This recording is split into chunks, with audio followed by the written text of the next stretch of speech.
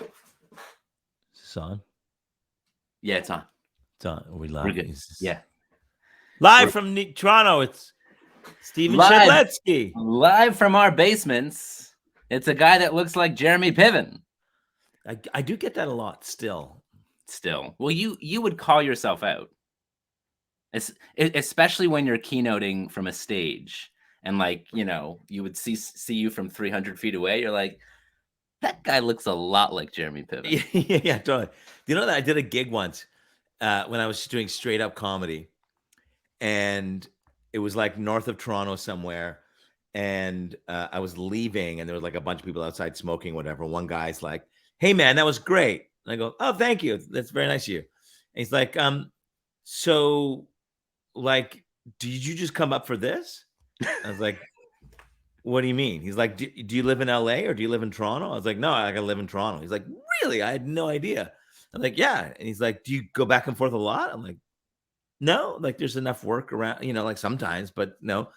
He's like, "Oh, wow, cool." And then he goes, "What was it like to work with Ellen?" I'm like, "Ellen who?" He's like, "DeGeneres." I'm like, "Well, I've never actually worked with her." He's like, "You were on her show." I was like, no, I'm not Jeremy Piven. Like, this is like a company of 80 people. I'm no, I'm not him. I'm just a dude.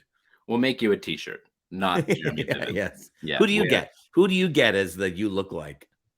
I get. Is it who's the guy from American Pie? Jason Bateman? Eugene Levy. Yes, I see. I trim, sir, and I have less hair here. But what's the guy? The guy who performed for the Pie? Oh yeah. Jason, whatever, whoever. Not Bateman, but Jason. Yeah, Jason. And I get the guy from the Wonder Years. Kevin? The guy with the curly hair. Anyway, let's formally kick this off. We're here with Ron Tite. Ron is, as you can tell, funny.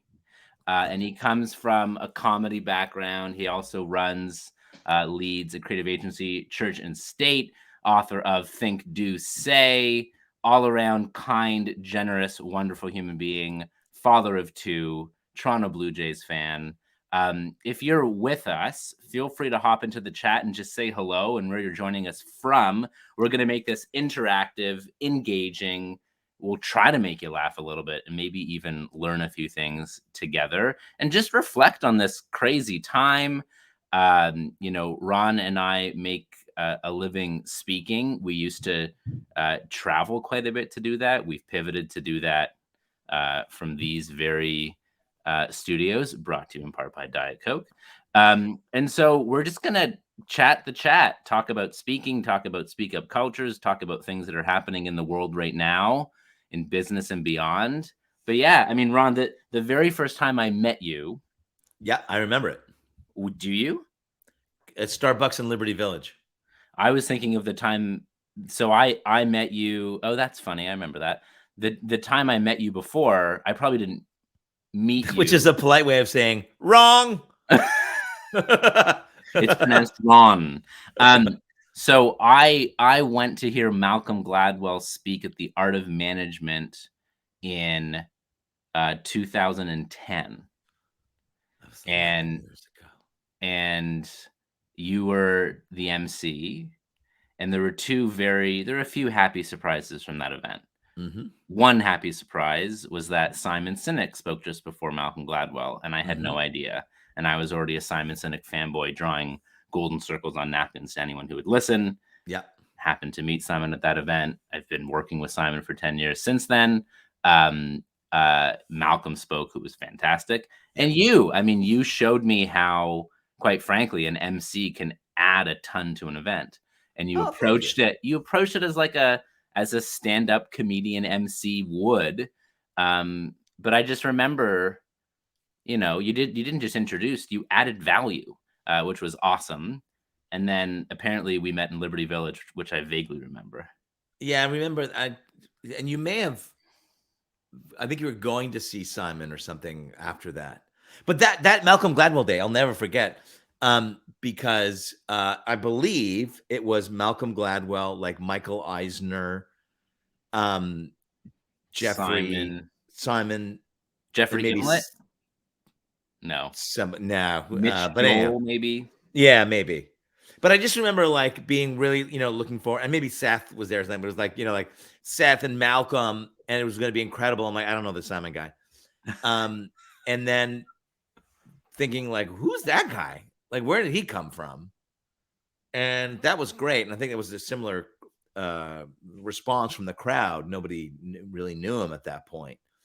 And I never get that. I was taking Q&A, I think, for him. Yes. And I said, And I asked a question. You handed me the mic. oh, really? Oh, nice.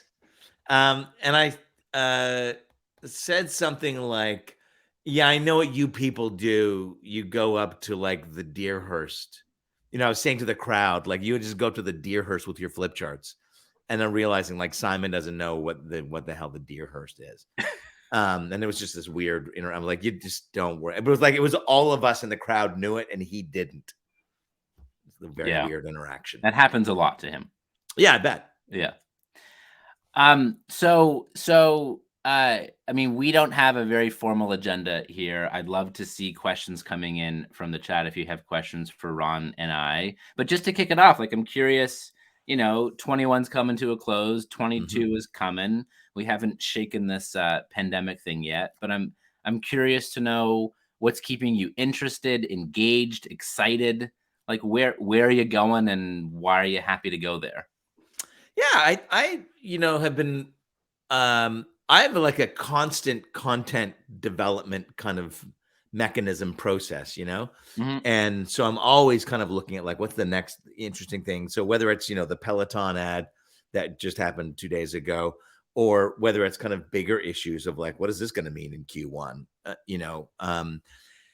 and I've been working on this idea of now what, just like and it's not about there's so many people who are like, how do we get back to where we were? Which I think is just going to be horrible if people just decide, I just want to go back to the way I had it. Because I think it's such a really unique opportunity to reinvent ourselves and to reinvent capitalism, I also don't think we are going to go back. Like, let's just face it. Like, the world has changed forever, or humanity at least has changed forever. Yeah, but I think like it's not just the pandemic, that there's been some massive social issues, some injustices that have been, I don't want to say uncovered because we kind of knew there was an issue, but it was just a bit more of a like, it used to be like one of those little pen lights, and then now it was like, like a follow spot on them. Yeah. And it's like, it's time is up. Like, let's go, let's fix this shit, like already, like let's stop talking about it. And so I think that is a really interesting aspect of reinvention. And yeah, I just think carving out what that is going to look like and how do we keep some stuff that we've discovered? How do we ditch some stuff and how do we change some stuff to kind of just come up with being a better person in a better world? I don't know. Like what are you're looking forward? Yeah. I mean, what's that future state look for you? I mean, so a couple things. I mean, when I hear that question, I think of one, like, me and my own business and my practice and what I want like my life to be. Like, that's one thing. Yeah. I also think of, definitely social justice and racial equality and all of the isms and all of the obias, not to diminish them. Yeah. But like, let's be honest, I think this is the work of generations.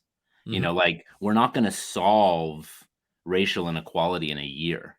It's gonna be 18 months. 18 months. Yeah. 2022 is the year of social equality. Like, it's not going to happen. And yet, like, I know you're outspoken about this and you're an ally here. And like, for me, I'm totally in a place of learning. I'm in a place of, I'm comfortable with, as a middle-aged white male, that if I need to notch my status and power to lift a whole lot of other people up, I'm good with that. Yeah. I'm really good with that.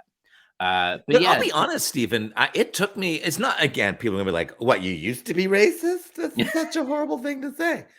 Um, if that was like a Bill Burr thing when he impersonates his girlfriend or his wife. Um, no, but it took me a while around the idea of privilege mhm. because I grew up poor. So how do you that it was that mindset of like other people have privilege. I don't have privilege. I grew up really poor and I bootstrapped it and I got here working hard and everything else. And then it was just that key moment where we started, and that's because the dialogue changed. The dialogue used to be racism, racism, racism, and it was like, not me, I'm not racist, but I certainly don't have privilege either. And then when it became like, well, it's systemic, it's not it's systemic. Like, Yeah. okay, I'll buy into that. And then when it became the language around it when it was like, I have it's not that I haven't experienced pain or hardship, but I haven't experienced that because of the color of my skin. Yeah. And I was like, oh, you're right. That's never got in the way. It's never got in the way of like, I'm sorry, you're too white for this opportunity. Yeah. Well, now it's happening, which is good. Proudly. Yeah. I think that's great. Yeah. Yeah. We're Yeah, looking it for will.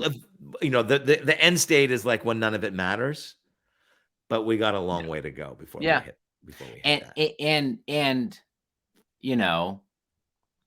a mere 2 years ago, the sort of sentence, well, I don't see color, was a more passable statement, and now it's like, well, I'm very sorry. Yeah. If you say that you don't see color, I regret to inform you that you're part of Yeah. the problem, because there is an entire oppressive system and structure that does see color. Yeah. Very well. It And sees if color. it sees color, and It sees gender. Yep. it sees gender, it sees, and punishes gender, sexual orientation, color, the list goes on. And so Mhm. we need to see these things if we wish to really make progress. Right. Yeah. Yeah. But Can you you've got the Jewish thing going for you, right? Well, I do. It's, well, for me or against me. Yeah. Right. I'm sorry. I meant in terms of like, that you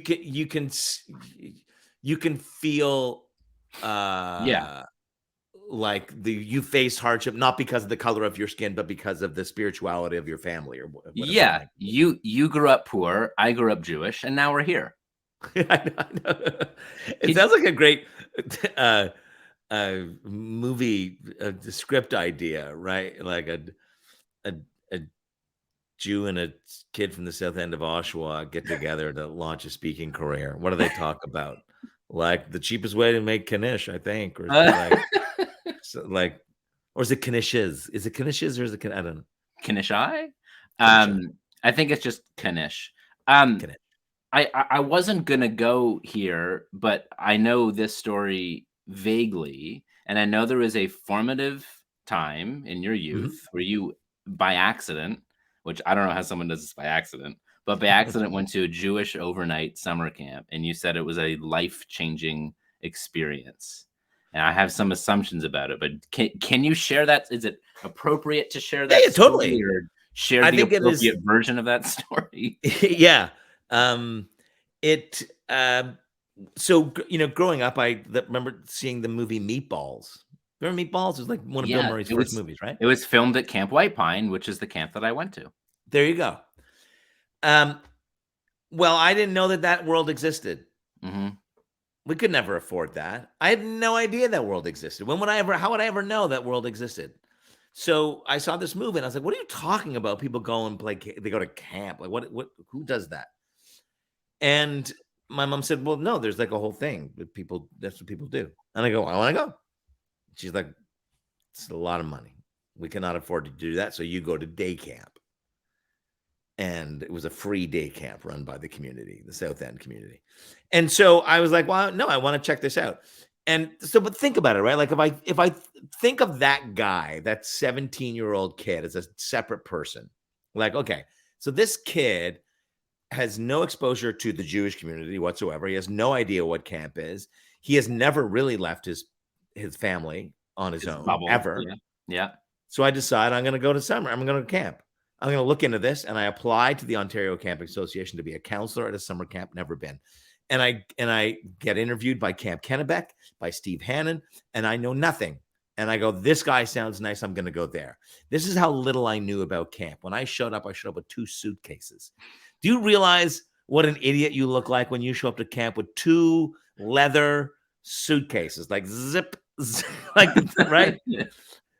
Clearly, on wheels, yeah, on wheels, yeah, right. of course. And so I'm in pre-camp, and now Kennebec wasn't an official Jewish camp, much like White Pines, right? It's not, doesn't, but it just so happens, or it's like White Pines or University of Western Ontario, right? It's not official. Yeah. It just so happens. So I'm there on the very first night, and one of the co-counselors, Eric Botina, says, "That's nothing. Wait till the Jews get here." And I go, "Oh, are there like some Jewish kids that come to this camp?" And the whole room goes silent. And he's like, "Other than you, her, and him, we're all Jewish." And I was like, "What? Oh, I didn't, like, not that I cared, but I was just like, oh, that's weird. I didn't know that." And he's like, "We did last night. We literally said the blessed art thou." Well, what did you think that was? I was like, "Oh, it was a camp, like Johnny Appleseed kind of thing." I don't know. And so, I got introduced to a way of life. I got introduced to a whole other community. I got introduced to people whose parents had done very well. And I just remember, like, somebody had a Ferrari, and I was like, who's the father that he's got a Ferrari, thinking only celebrities have Ferraris. And they're like, "Oh, it's this guy's dad. He's in the schmutta business." And I'm like, "What is that?" They're like, "The clothing business." I'm like, "Well, he makes t-shirts." I'm like, "And he gets a Ferrari? That's crazy." And so it opened this whole world to me of like, oh, there's more, there's stuff beyond the Oshawa borders. Culturally, financially, professionally, there's just so much there. And Steve Hannon, who was the camp director, who is he passed away a few years ago. He was an incredible guy. Kind of introduced and maybe opened the door to me being a creative person, which I had never associated being a creative person before, because nobody I ever knew was an artist, comedian, musician, or anything like that. So unless you're exposed to it, you just don't think it's for you. Didn't know that exists. So that fundamentally changed my life trajectory, life path. Yeah. What were when you were 17 going to camp, what did you see? What were your thoughts on, like, oh, I could be this, that, or the other? I was going to be a teacher. Maybe. That's the only exposure I had to somebody who wasn't a blue collar worker. Yeah. Were the teachers that I went to school with. And like my dentist. Like, that's it. Yeah. So I don't know. Like, what's that? And you weren't going to be a dentist. I wasn't going to be a dentist. I thought I'll just be a teacher. And I don't mean just because I highly respect the profession, but it was the only thing I had. And so I went and I applied to Queen's and I did a phys ed degree because I was going to be a phys ed teacher because I wrestled and stuff. And then I got there. And then again, it's this whole other thing of like all these people doing all these weird things coming from different backgrounds. And I read a book because I did phys ed. And I thought, like, I guess I got to be a phys ed. Like, I'm here. I'm doing this. And then I read John Irving's The Imaginary Girlfriend. And congratulations. Thank you. That goes out to Jesse Finkelstein. But John Irving wrote this book called The Imaginary Girlfriend. And in it, he's a wrestler. John Irving was a wrestler. I was a wrestler. He goes to college. He discovers he has this love of writing. And he begins to tell his coach, "I can't go to practice. I can't go to meets because I have to go see my girlfriend." But his girlfriend was his writing. And I thought, if John Irving, this guy who I always think of as being in the part of the wrestling world, abandoned the thing that defined him to pursue something that he discovered he loved, I thought, I can do whatever I want. I can do whatever the hell I want. Nice. And I just need to love it. I just need to be driven by. And so, I think I've just constantly pursued stuff that interested me. I was a comedian for 20 years, not because I thought I was going to be Jerry Seinfeld, but because I just really wanted to explore that craft and see the method to the madness. So I'd love to hear, like, because I imagine camp was just natural for you. You were expected to go to camp. Did you go to camp from a young age? The first summer I went, I went to the camp that So my uncle, Neil Kerbel, went to Camp White Pine in 1956, which was the year it opened. Whoa. Um, and then my mom went there. My uncle went there. Both of my siblings went there. Yeah. And so, to your point, it was assumed I would. I went late because I was a homesick kid. Yeah. My first summer, I think I was 12. I went for a month. I nearly cried every night. I enjoyed the days, but it was when I was alone with my thoughts in my cot. And it got better, Yeah. and I knew it was a good place for me, so I kept going. That first summer I went was the first summer I stayed for the first month, and I was willing. People said, "Oh, you should stay for a second month," but I had signed up to go to a stutter camp. So I Huh. I grew up with a speech impediment. Married a speech pathologist. Good choice. And you're now a Um, speaker. and I'm now a speaker. So I'm a really big believer that what we overcome as kids and young adults is akin to our purpose. Do So you talk about that on stage? Because I don't yeah, think I've ever heard you mention that. yeah. You I, do. I I don't do it a ton. Like I haven't built like a thing around it, but I talk about it. Yeah. Yeah, I talk about it. It's certainly a formative. It's not as formative as going to Jewish camp in Quebec, but it's pretty formative. Yeah. Um, Yeah. so yeah, I mean, I remember as a kid not wanting to raise my hand for fear of not being able to speak. And so I felt voiceless, lacked confidence. I couldn't get my ideas or feelings across. And I've become obsessed with helping myself and others get their ideas and feelings across to be heard, to be seen, to make positive change. So And is that why you think when you were saying when you're lying in your cot and alone with your thoughts because you lived so much time in your head because you're afraid of oh we have a breakthrough people we have a breakthrough. Welcome to Ron's breakthroughs here on the Psychoanalyst channel. I'm, We I'm have a pretty break. sure you're reaching. I was giving you the Oh, okay, okay. nah. Oh, I I thought you were mean, doing the like. Wow, I've never thought of it that way. I mean, so when I went to Stutter Camp, I was 12. The second youngest person was 14 who came in from Ottawa. And then everyone else, mostly men, because stutters typically affect men more than women. Mhm. But I was by far the youngest. I mean, there was a 25, 26-year-old guy who was talented but couldn't get a job because he couldn't get through an interview. There Right, was someone originally from Sri Lanka who could barely say his first name George and could not say the multiple syllables in his last name. Like I right, literally sat in class as they coached him going syllable to syllable to say his own last name. right, right. And I had a stutter. I still do. I come from a long lineage of stutterers Yeah. because it is genetic. But I realized when I went to this stutter camp that I didn't have it as bad as some of the others. And then, quite frankly, I learned service. I learned that if I could help other people improve their stutters, not only would it feel good, but I'd help get more strategies for me. Wow. It was the first time I don't remember turning on like now I'm gonna serve others. I just did it naturally because Right. that's how we're wired. Um, but yeah, that was the first sort of formative The memory. comedian in me, Stephen, it gets dark. Go The there. comedic mind gets really dark. I want to know what the name of the camp was. The Stutter Camp? Yeah. It's called the Speech and Stuttering Institute. It's still around today. Oh, because I like my brain is that it's a summer camp No. for people with speech impediments, and it would, but that the joke would be that it would be camp, and then whatever the name would be like the most difficult thing to say, right? That Yeah. no camper could ever get the name out. Right? It's just- And you can only leave the camp once you're able to get the name of the camp yes, out. that's Yeah. right. We'll let you go See, home in this is how August. comedy is written, folks. Yes, and it This is is how comedy is insulting. written. And how dare you people? A nice hello to Tammy Adams. See Hey, you in the chat Tammy. there. Anyone, please ask questions, make comments as we go. I have a surprise for you, Ron. I think now's a good time. We have another guest here who's going to ask you a question. Who's wearing a bright Santa Claus hat Hi, here. Ron.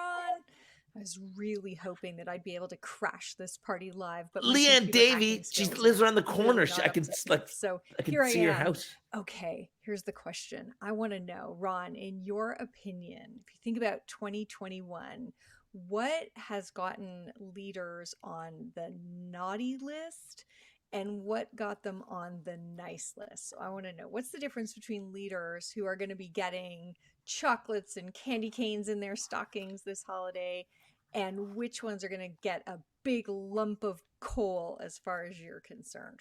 So there we go. What makes naughty and nice leadership in 2021? Okay, bye. And why do they work for the company better.com? I love Leanne. She's just incredible. She's That so was smart. guest appearance. First time on Lives with Shed that we've had a guest question. I love that. Leanne Davies. So Ron, naughty list, nice list, leadership. I think the naughty list were the people who felt they had all the answers. And that they kind of, it's like, because leaders are expected to have the answers, and leaders are supposed to, make us confident and trust their leadership. And the reality is that the most overused word of the past 22 months is unprecedented, and to stand before a group of people and think that you've got the answers to something that has never occurred before in our lifetime is ridiculous. And so I think those people, I think that attitude of like, don't worry, I got it, just gets in the way of real progress within organizations and real dialogue and real conversations. And I think a lot of those people they got it wrong. Like they got it wrong. And whether it was like back to the office policy, to how you're going to handle clients, to all those things, I think we just needed to kind of open it up a little bit. And certainly, maybe try and set the organization on a path to some sort of success. But I think the people who are on the nice list are the people who are like, I don't have all the answers, and let's hear from everybody. And what are people feeling, and what are people thinking? And let's just try this and see what happens. Our back to office policy we put in place. We need something, but we also said, like, let's just try this for a month, and let's just see. Like, it was I remember the whole thing of like, are we all going to have the same desk? Are we going to hotel desk? Like, what are we going to do? And how are we going to clean? And we're like, let's just try for a month. Let's just see what happens. And coming into the pandemic, I have two business partners at Church and State, and we got together and we just said, our job is to save as many jobs as possible. That's our job. Yeah. We're going to here to save as many jobs as possible, because who knows what's going to happen. Yeah. And then we grew the business quite tremendously. And we did say goodbye to 3 colleagues at the very beginning, because we felt that we needed to do that to save other jobs. And we did that, and then hired way more people in the end. Yeah. What do you think, Stephen? Who's on the or not who, but what type of leader is on the naughty list? Yeah, I mean, I resonate with everything you said. I mean, so a very good friend of mine, Rich Davini, who just came out with this book, The Attributes. He's a retired Navy SEAL. Look at that. It looks a lot like Trevor Curry's new book. Oh, well, maybe not. Maybe it's red. They're both red. Red. So Rich, who led training and development for the Navy SEALs, I hate him already. But he's like the Bradley Cooper sniper version of a SEAL. Like, he's quiet, unassuming. He can slit your throat without you even knowing it was coming. Like, he's not Jocko Willink. Like, he's not loud. Right. So Rich distinguishes between a skill and an attribute. Mm-hmm. So a skill is something that if you can teach it or learn it, it's a skill. You aren't born with skills like walking or typing or riding a bike. Attributes, though, are far more inherent to our nature. When you fall off your bike and scrape your knee, that's your attribute. How do you respond? Right. And so listening is a skill. Compassion is an attribute. Right. There's no class you can go to become more compassionate. You have to choose to want to become more compassionate, and then go on that hero's journey to become more compassionate through experience. Stephen, I think you and I need to make a LinkedIn Live course called Compassion, the Compassion Collection, how to be more compassionate, for only $4,000. Yes. You too can become compassionate. And we'll use our compassionate voices. Yes, that's right. Yeah. Oh, really? I love that. That's how you show compassion. You just keep saying, I love that. That's great. Yeah, that's called manipulation. So the way to see someone's true colors or attributes is to expose them to stress, uncertainty, and challenge. Mm, And so this has been the great test of your true colors. right. No, I agree with everything you said. And, you know, this stress has pushed people, everyone. Mm-hmm. And we've seen true colors. So I think there were some organizations who, you know, to borrow from Simon Sinek's language of finite mindset, we're just going to keep doing, we're just going to ride this out. I'm like, good luck with that. Yeah. And if you have enough cash to do it, cool. But like, I would encourage you to pivot and reinvent, you know? Yep. I think there were some organizations and leaders who use this as an excuse to be like, oh, finally, you know, now we can let go of all this, you know, all these spare people. I think there are some organizations that use this as an opportunity to right the ship, blaming it on the pandemic. And then, to your point, the leaders that I think made the nice list are the ones that listened. Yeah. And the response, you know, quite frankly, what was done with my role on the team at Simon Sinek when the pandemic hit. I mean, the vast majority of our business was hopping on planes and doing talks, and that Yeah. disappeared overnight. And you know, so it was within 24 hours.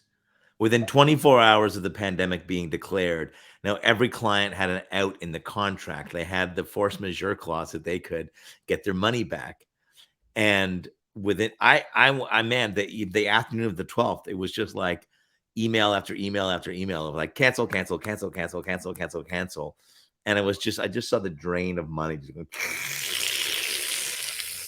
Yep.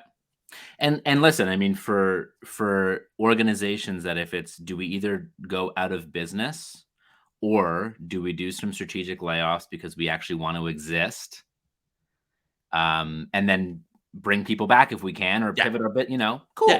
Yeah. So it was March. So the 13th was a Friday. That was the day that Tom Hanks got it, I think. So that was the day my son was born. Wowzers. 2 days into it. March 11th, pandemic declared. March 12th, I lose a lot. And March 13th, my son was born at 9:45. I'm so happy. At 11:45, I was on the call with my banker from the cafeteria of St. Michael's Hospital. Wowzers. So what do we got? Well, we're good. Are we good? Or are we not good? What's going on? Yeah, not good. So it was Monday, March 14, 15, 16, plus 4. What's 16 plus 7 is 23, right? Yeah. So Monday, March 23rd, I hope I'm getting my days right. Simon Sinek comes on and says, all right, everyone, we have 48 hours before our next full team meeting. Everyone here is about 20 people. Please come to the next full team meeting on Wednesday with 15 new ideas of how to reinvent our organization. We know our cause. It's a more inspired, safe, and fulfilled world. We know who we serve. We serve leaders and we serve people who want to help live in that world. Let's go. How can we serve our customer? How can we find new customers? And he said, I'm aware that some of you are ideas people, and this will be a fun exercise for you. And some of you are more executors. You're allowed to form small teams. And if you don't have all the ideas, know that you're probably an operator or an executor, and your turn will come to help. Right.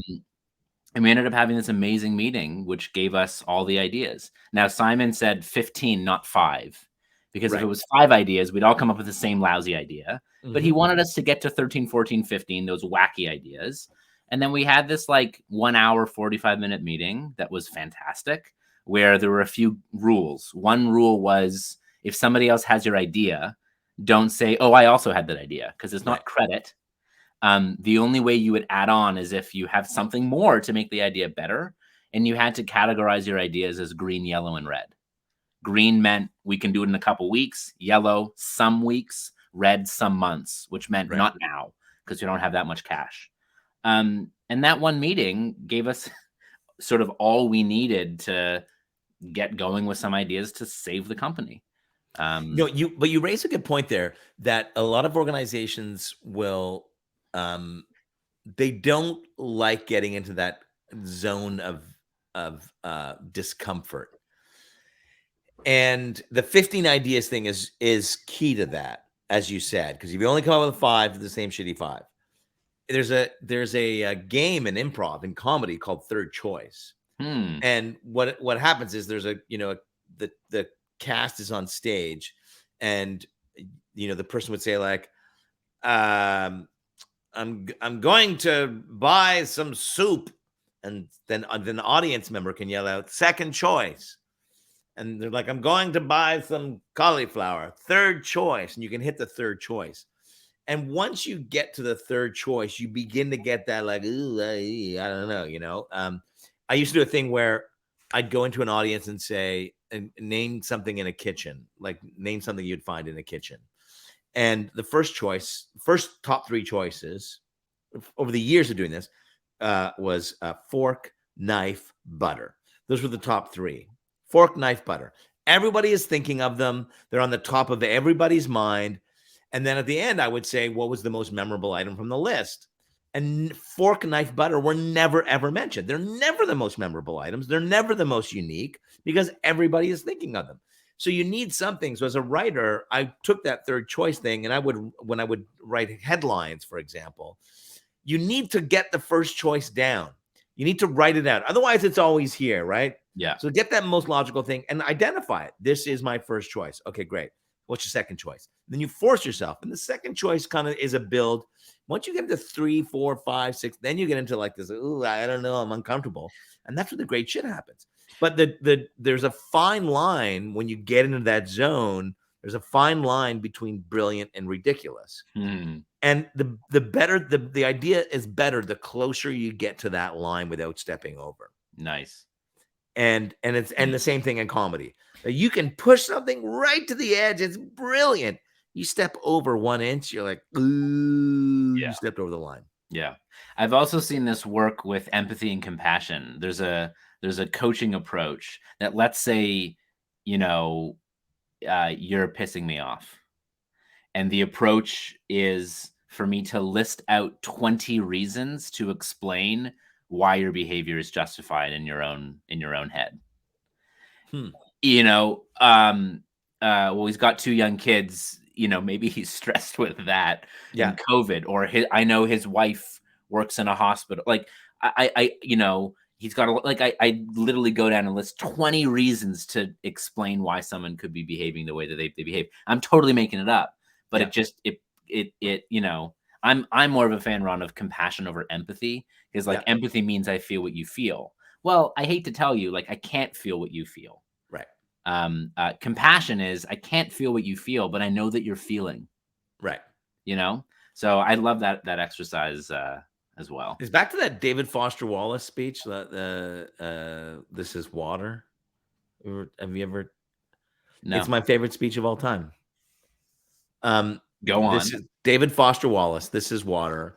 Starts with a parable of 2 fish swimming, and they come across an old fish, and the old fish says, "Morning, fellas, how's the water?"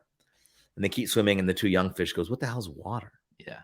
And it's just that it's the stuff that's closest to us, is we take it for granted. We take for granted. We don't pay attention to it. And so his idea was a commencement address to a college, and it's like, it's not about, you didn't come here to learn how to think. What you should get from this is what you think about, and that when you're in a social situation, you control your thoughts. And so if you get angry or frustrated because you're in the grocery store and the cashier is taking too long, well, you can control that. You consider those 20 items as to why this person is making you upset, and you can flip and that's the secret to happiness, right? Is controlling not how you think, but what you actually think about. Highly recommend that speech. This is water. It's fantastic. I think I have seen that. Yeah. And it works with our own strengths too. So it's hard to read the label on the jar when we're inside the jar. And so we're often blind to our own strengths until someone's like, you're really good at that. And you're like, well, doesn't everyone do that? Like, doesn't everyone draft emails and social media posts in the shower? And you're like, no. It's like, really? It's like, yeah. How does that affect you? Okay. So because speaking is one of those things where people will say it's the old, the Jerry Seinfeld. Yeah, the Jerry Seinfeld. You'd rather be in the coffin than give Vivian the eulogy. Yeah. Public speaking is a fear, is the point here, people. Yes. Yes, it's a fear for many, many people. Mm-hmm. how do you get around that? Because I find myself, well, I'll say to our team, like, oh, you just go do the thing, just go Yeah. and present it. And they're like, what are you talking about? I need notes, I need a script, anything. I'm like, what? What are you talking? Just go and talk. Yeah. How do you get around that? The way I hate the term fearless leader. Never met one. Right. And I think it's a disservice. Leaders feel the fear and are connected to something more important than the fear, or they go, someone should do something about this. Well, fuck, I'm someone. Yeah. So, and this is the whole point of purpose. This is the whole purpose of why, that you have a big enough, what is the Friedrich Nietzsche, which is, or you can overcome any how with a big enough why. Sure. So that for me is the biggest. That's the biggest thing to overcome that fear. I'm curious what else you got. To overcome fear? Well, same question that you asked me to you of, it's easy for you to get up in front of people and do a thing. Mm-hmm. But what do you? But I do have, it's not Same. often that I'm afraid or that I have fear about speaking. When I feel, I used to, no, I get concerned when the variables aren't in my favor. You can walk into a room, you're like, okay, everybody is standing. They just did like they've been in a golf tournament all day and they're drunk, and you're like, this is not gonna go well. Yeah. This is no time for a keynote speaker. Funny enough, back to a camp thing, I got hired by Roots, the retail store Roots. They have the Roots Chalet, which I think is really just a tax write-off for them as this cottage, but it's in Algonquin Park, right? And so I got hired to go and do comedy at the Roots Chalet. And by the way, for those who aren't Canadian, Roots is a Canadian clothing apparel company. Yes, like the Gap, but with a beaver on it. Yeah. And so they go, and maybe a little bit more ethical. Yeah. And what's the camp their kids went to, or they went to, was like whatever, some Tamaqua or something in Algonquin. That rings a bell, yeah. So they said, okay, it's gonna be staff visiting day. So all the staff at the end of that day are coming over to the chalet. You're gonna perform comedy for them, right? You're gonna do this at 10 o'clock. They're gonna show up. You're going to do comedy inside the chalet, and then they're going to go out and there's going to be food and drink. I was like, it's great. Awesome. I went to camp. It'll be a camp-specific set. 10 o'clock, they show up. I go, so we're going? They're like, not yet. They turn on the music. They start serving food and beer. The guy comes over to me, and he goes, you're not going on now. You're going to go on at midnight. And you're not going on inside the chalet. You're going on over there. And I kid you not, there's like a microphone that's on a cord connected to the board, right? And I was gonna be like this, going like, hey, who's the head of arts and crafts, right? At midnight, after they've been drinking and eating. And I said, no, I'm not going on at midnight. He said, what are you talking about? I said, I'm not going on. I'm not gonna shut down a party and say, hey, everyone quiet down, listen to me. It's midnight. It's time for some comedy. Yeah. No, fuck that. I am not doing this. And he's like, I think it's best you pay me and I just leave now. Well, this is the thing, because he goes, well, no, but Michael Budman's here, who's one of the founders of Roots. He's a big guy, right? And I go, I don't care about Michael Budman. B, I'd rather Michael Budman not know me than know me as the guy who tanked at his chalet. And then the organizer was like, well, if you leave, I don't know that we're going to pay you. And I said, please know that the money is the least of my worries right now.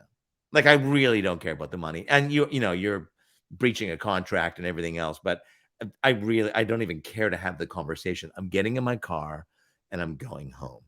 And I was like, this whole like, oh, you got to grit through the tough. No, you don't. No, you don't. I'm a professional. I'm not doing it. I'm not going on. I left and drove 3.5 hours home or something. Yeah. Yeah. When you realize that this is actually going to be not an additive experience, but a deleterious experience, you're like, let them party. And by the way, Visitors Day is a very intensive, tiring day. And the last thing they want to, let me drink my beer and dance. I don't want to listen to some. Yeah. Yeah. Yeah. I don't want to be that. And I've been in a similar situation occasionally in a keynote environment where you're like, I don't think that they want to hear a keynote. Yeah. Here. But especially, Ron, I think it takes, because I've been in situations earlier in my career where my spidey senses were like, Yeah. I don't know if this is the right setup, but I'll just press on anyway. And it didn't go well. And so I think the more you learn about yourself and the environments in which you thrive, you can begin to design it to have the best experience for the receiver. Yeah. Yeah. And you do go through, there's a maturation process there where, you know, early in my career, if things didn't go well, it'd be like, this is a horrible, That was on you. I'm so bad. Yeah. I'm horrible. Yeah. I've been found out. And then, do you know James Cunningham? I don't know James why. Cunningham. He's the Speaker Spotlight. He's an amazing comedian, host. James calls me. He's like, I got a gig for you. I can't do it because there was a point in time when it was me, James, Steve Patterson, and Jessica Holmes. And we were really the only corporate friendly comedians around, you know, that could do a set that was kind of, you know, with some business material and was clean and stuff. So we would share gigs all the time. So he's like, hey, it's a finance gig in a place. And these are the people, do you want it? I was like, yeah, sure. I'll take this gig. So I find out, oh no, it's not a finance gig. It is a 60th birthday party for a dude who works in finance in some place, right? And it's like, the name is like, it's at D'Angelo's or something like that, like whatever. And I figure, oh no, this is a restaurant. This is going to be, it's a birthday party. I don't know the guy. Like, I don't know the guy. So I figure I've got nothing. I got no material. I don't know the guy. And so I think I'll just spritz, right? I'll just go like, how do you know John? And how do you know John? And I'll just go into the crowd and do crowd work for 45 minutes. I'm supposed to do a 45-minute set. Yeah. Not a problem. I'll do that. I show up to D'Angelo's, not a restaurant. It is a 400 capacity wedding banquet hall. And this guy's, it's the 60th birthday party. 1/3 of the room is family, literally ranging in age from 2 months to 92 years old. Another third of the group were all investment bankers from where he worked. And the other third were actual working farmers from the neighborhood where he grew up, from the town he grew up. Now that's a diverse audience. I got nothing. I got no material. I am supposed to do 45 minutes, and I've got this crowd. And his sons before me is going up, is talking. And it's like the most depressing setup of all time. He keeps going, that's right, my dad. My business went bankrupt last year. And he said, oh, well, at least you can spend more time with your wife. But my wife has left me. And it's just like depressing. He literally ends by saying this. So, Dad, thanks for always looking on the bright side, even when there wasn't one. And now we have a comedian for you. That was the segue. Even when there wasn't one, no pause, no, slight ellipsis, and now we have a comedian for you. And as I approached the stage, all you could hear in the entire room was the click of my heels on the linoleum floor. Right? Click, click, click, click, click. Dreadful. How did that set go? Nope, not good. I did 20 minutes, and I was like, good night. Ladies and gentlemen, give it up for Nikki. It was horrible. But the best part, and this was the difference, like it would have scarred me, but I was further along in my career. And I remember thinking as I left, which the original one would have been, I can't believe I just went through that. But when I left, I was like, oh man, I cannot wait to tell James about this. Nice. I cannot wait to tell James about this. Yep. We only have 10 minutes left. I want to ask you about something because maybe a dovetail back because we talked about and then we also have a nice question here from Frank, which if we have time, we'll pull it up too. But yeah, go for it. Oh, okay. Well, we talked about leaders who listen, and I know you're doing some work in, I think you call it speak up culture, right? Like we talked about this a couple weeks ago, but what is I get leaders who listen. What is the difference for a team of people who is comfortable speaking up and saying things to the leaders? Because even if a leader's listening and no one's saying anything, then it's irrelevant. So beautiful. So you get the behavior you reward and you get the behavior you tolerate. Okay. So Alan Mulally took over at Ford Motor Company in the early 2000s when Ford was bleeding money. And in his opening press conference, he was asked, what car do you drive? And he said, a Lexus, because it's the best car on the road. Like that was the bar that he was bringing. Right.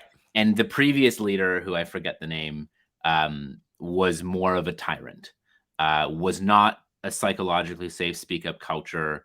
His leadership team meetings were kind of like a meeting with Dr. Evil. Yeah. If you gave bad news, all of a sudden you just weren't there next week. Right. And so it was very much you only tell the senior leader or the CEO what they want to hear, not a healthy culture. Right. And Mullally came in, and that's not who he is. And he would say, all right, status report, green, yellow, red, give me your updates. And everyone was red. And he came back the second week. Everyone was green. Everyone was green. And he came back the second week, and everyone was green. And he came back the third week, and everyone's green. He goes, hey, everyone, I'm not sure if you're aware, but we're bleeding money as a company. Yeah. So either your people are lying to you or you're lying to me. What's actually going on? What's not working? And finally, whether it was that meeting or the next week, someone raised their hand and said, yeah, like I got this bit of an issue here. And Mullally went, thank you. Like literally stood up and clapped. And he said, now who can help them? And someone said, oh, I can help you with that. And then the next week, sure enough, more and more people began to show yellow and red. And so it's Admiral Bill McCraven who gives that talk on Make Your Bed in the Morning.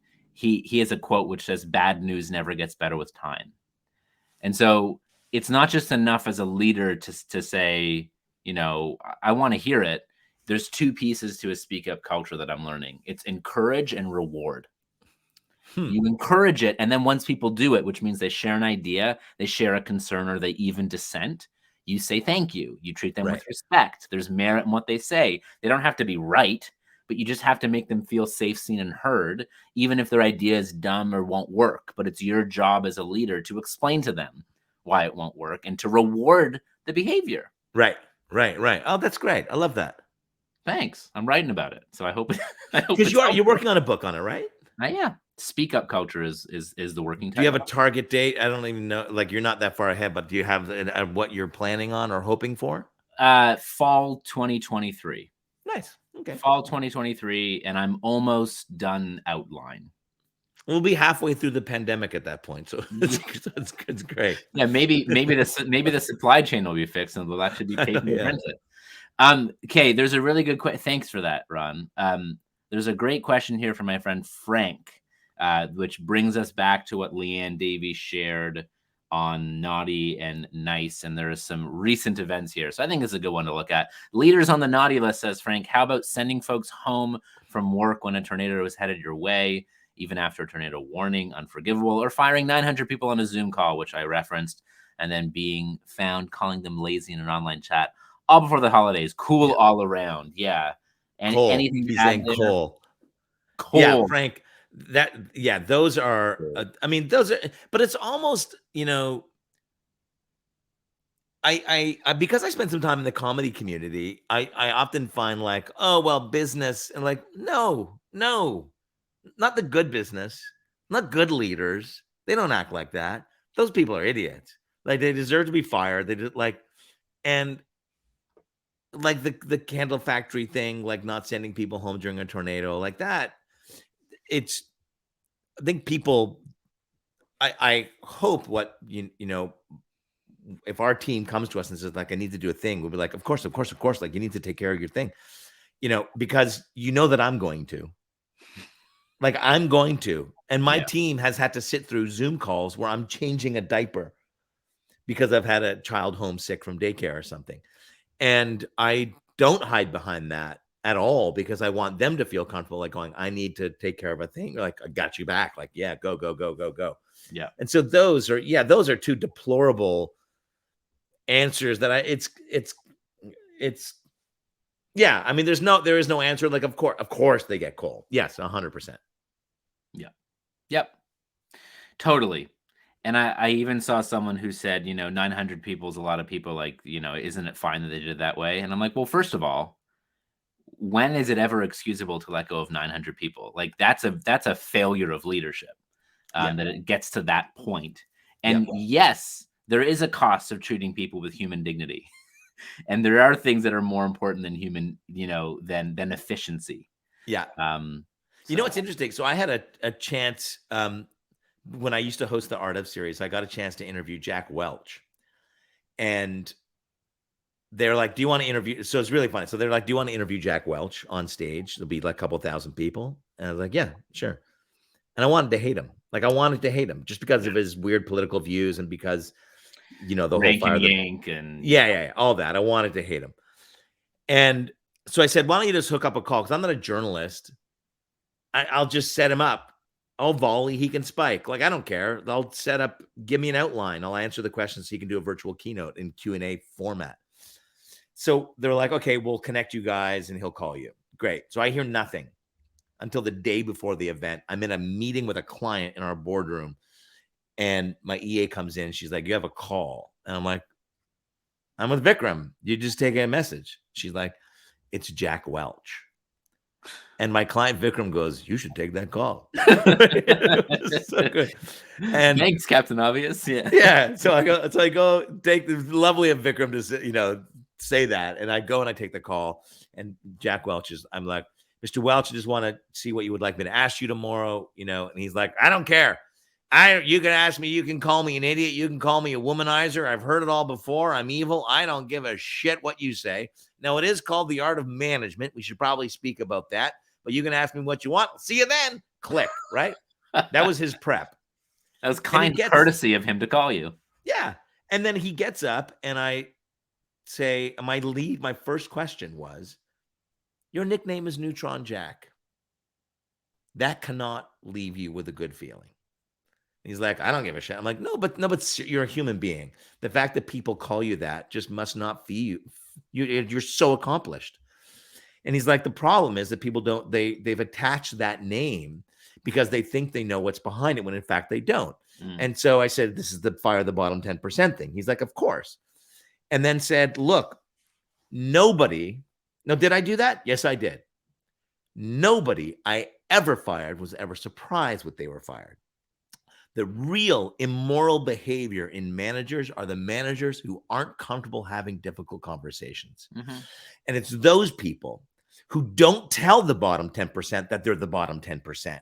And so when their boss comes in and goes, you got to lose 3 people. And they go, Tim, Mary, and Bill, you got to go. And Tim, Mary, and Bill are like, what the hell? I didn't know it was the bottom 3. I got a mortgage and kids. And he's like, that's immoral behavior. And it is actually, that it is absolute clarity and candor that you need to speak to people. And that is the sign of a true leader. And I gained so much respect for him in those 2 minutes.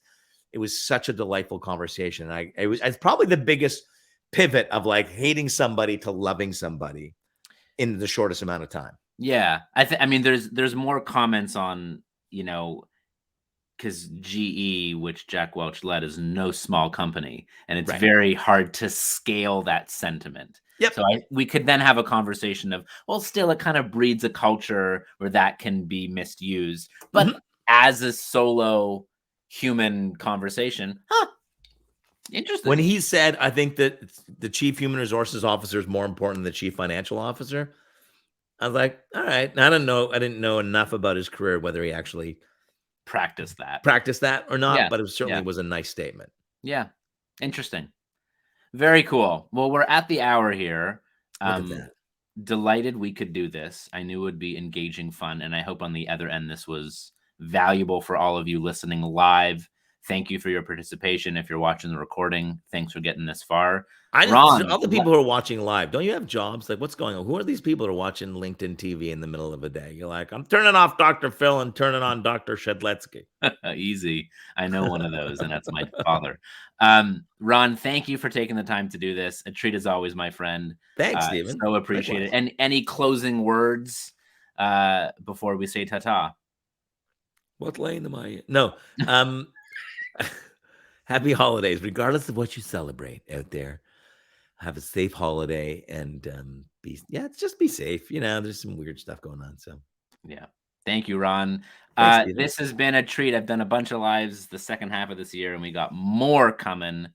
Like who?